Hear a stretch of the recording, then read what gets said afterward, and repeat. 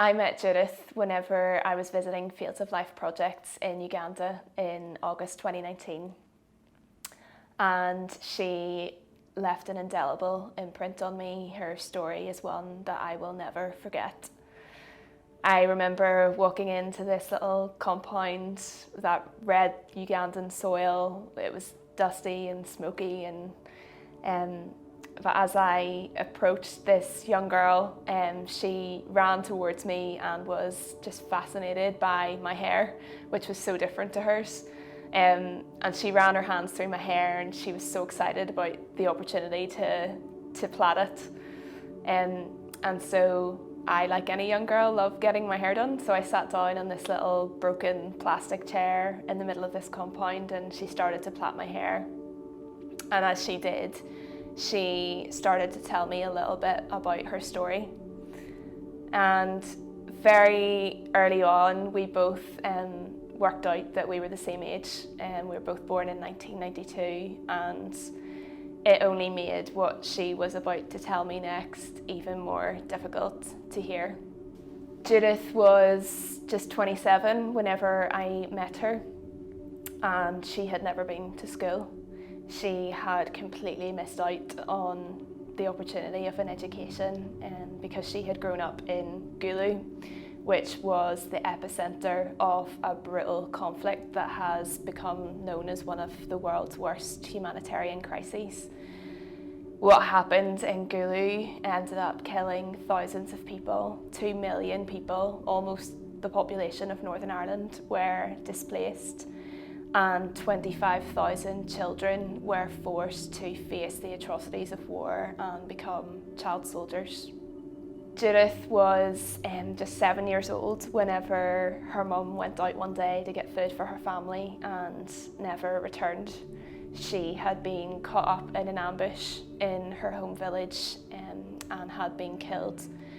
And tragically, just a few months later, Judith's father got sick and he too died. And so at just 8 years old, Judith was left in charge of 3 younger siblings, having to head up her household, orphaned at 8 years old. And when Judith was 12, she encountered a man who told her that he would look after her and her younger siblings, that he would provide them with what they needed. And it quite quickly transpired that this man was a rebel. Judith was abused by him. She was left pregnant, and no child should have to go through what she went through at such a young age. At 18, it looked like Judith's life had finally taken a turn for the better. She was introduced to a family friend. They fell in love, they got married, they had 2 children together.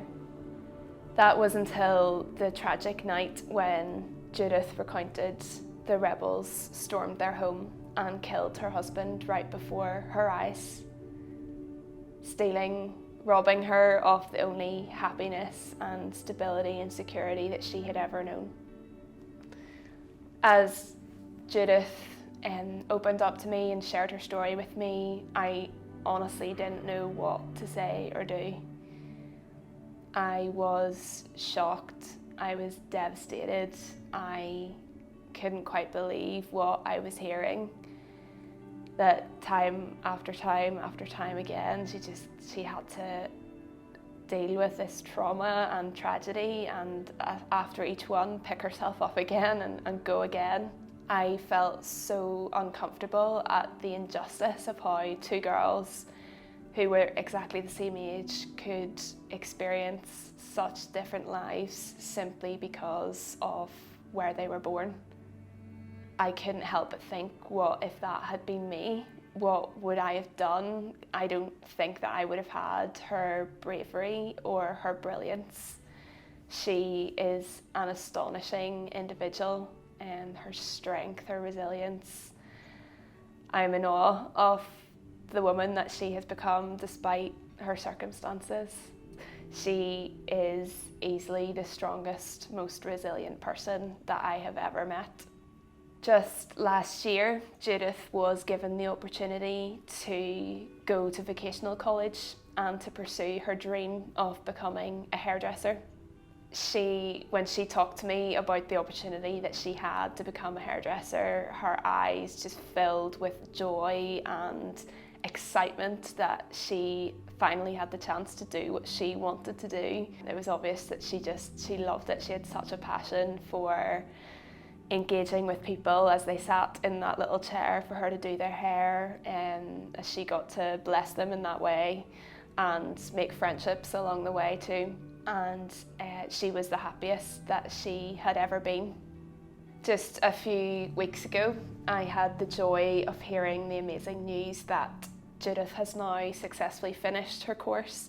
She has been able to set up her own beauty salon and fulfill her dream of becoming a hairdresser and doing what she loves to do. And because of that opportunity, she now is able to provide for her young children, to have the dignity of being able to send them to school and provide for their needs. I am blown away by this young lady's determination. What an exceptional individual to have endured all that she has and still to have the strength to go again and to try and turn her life around. What I came to realise in Gulu was that Judith's story represents a whole generation of young people who have missed out on their education. Her story is their story, and we spoke to many young people whenever we were there, and the terrifying thing was the consistency with which the same trauma, the same loss of life, loss of opportunity, loss of hope just came up time and time again. An entire generation who have missed out on their education and the opportunities that they deserve. They need our support now more than ever. You can help us to provide young people like Judith with opportunities that they need to fulfill their potential, to thrive and to flourish. Together, we can show young people like Judith what love is. By donating to the Love Is campaign, you can help protect young people like Judith from exploitation through child protection training, and you can help provide opportunities of new skills and vocational training. And the incredible thing is, when you give to the Love Is campaign, your donation will be doubled. Thank you for giving generously, and thank you for showing the next young person like Judith what love is. That love is patient, love is kind, and that love never fails.